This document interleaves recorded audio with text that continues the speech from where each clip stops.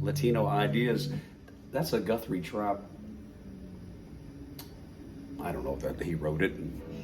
Probably not. It's something he plays quite a bit, and it's really neat. It catches my ear because I love the Latino thing, and plus it's just two chords, you know.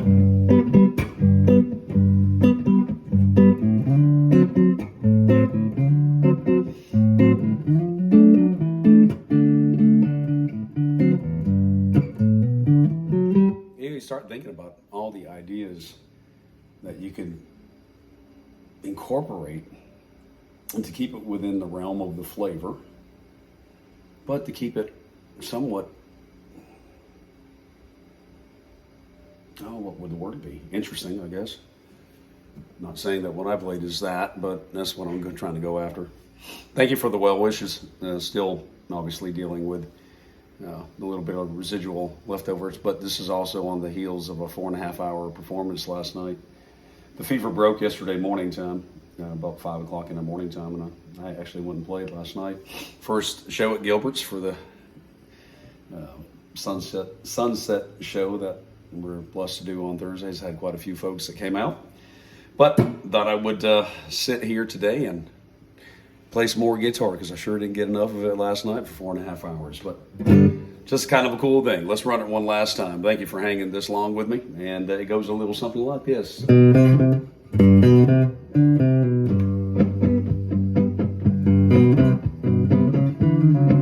That's not exact how it is.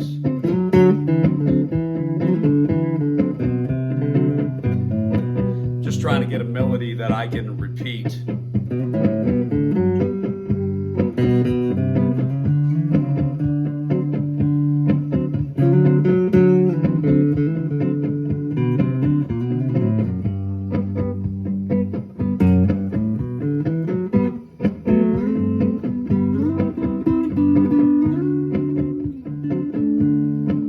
Dyads, triad,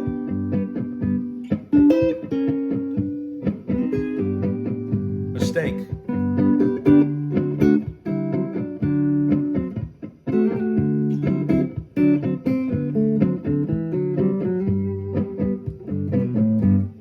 having a neat little simple melody and a simple chord progression.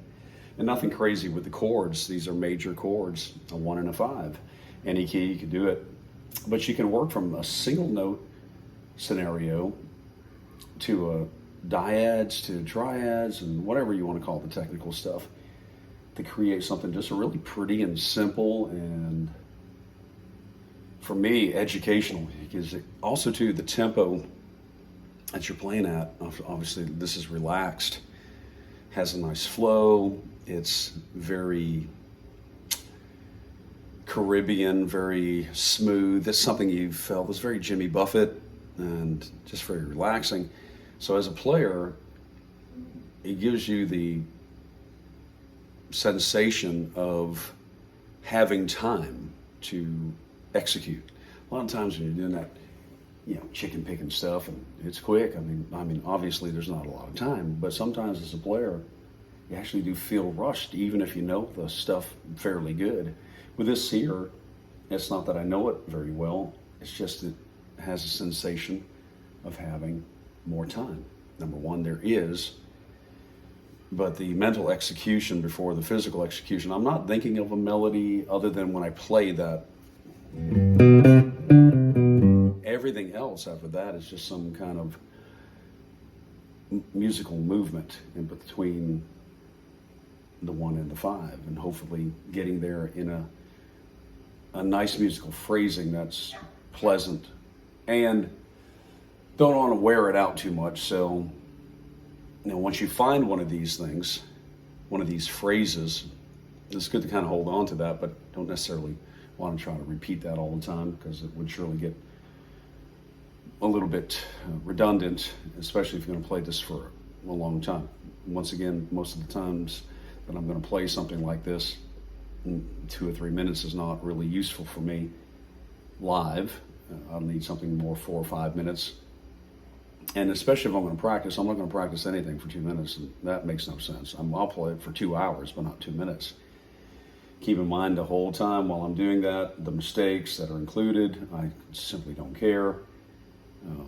It's one thing to make it one time. If I keep making that mistake, then obviously it's just misunderstanding something, not hearing it correctly, or just need to get the movement corrected. And I'll stop myself and try to work that out. But if I make a mistake on the front end once, I catalog that and realize that I did. But after that moment, I don't expect to make it again. Of course, that doesn't stop me from doing it, but it's just a way to mentally move forward without holding on to the mistake that you've made in the past. But anyway, thought I'd share some of this stuff on a beautiful day and kind of a beautiful little melody. Thank you all for spending me some time with me, and be looking forward to catching up with you soon. God bless you all.